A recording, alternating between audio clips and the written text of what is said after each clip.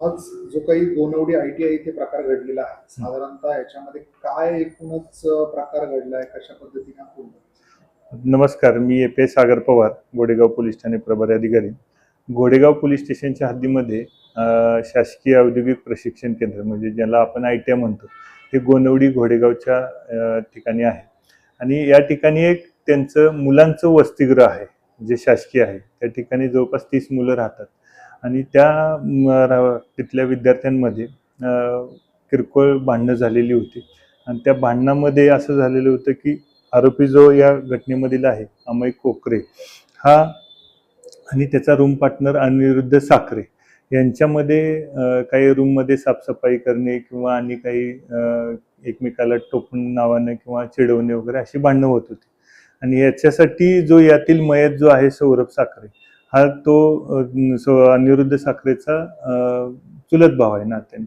मग तो सांगायला गेला की भांडणं वगैरे करू नका. पण काल असं इन्सिडेंट घडलं की रात्री जेवण वगैरे झाल्यानंतर हे सगळे मित्र मीटिंगसाठी बसले आणि त्यावेळी सुद्धा काही त्यांच्यामध्ये वादविवाद झाले. आणि त्यावेळी त्याला जो अमय कोकरे जो आरोपी आहे त्यांना धमकी दिली की मी तुला आता मारून टाकणार.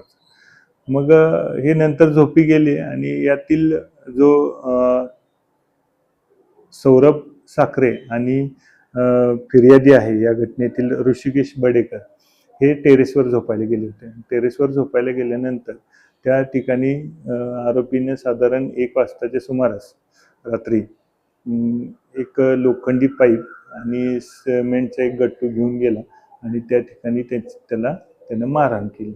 झोपेत असतानाच मारहाण केल्यामुळे त्याचं जागीच हे झालेलं होतं.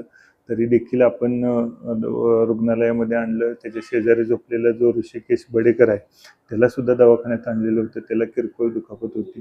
त्याच्यावर वगैरे उपचार झाल्यानंतरच्या घटनेची सर्व माहिती घेतली आणि त्याप्रमाणे फिर्याद नोंद केली आणि गोडेगाव पोलीस स्टेशनला CR नंबर 140/2026 BNS 103-1 351-3 आणि 352 याप्रमाणे गुन्हा दाखल करण्यात आलेला आहे.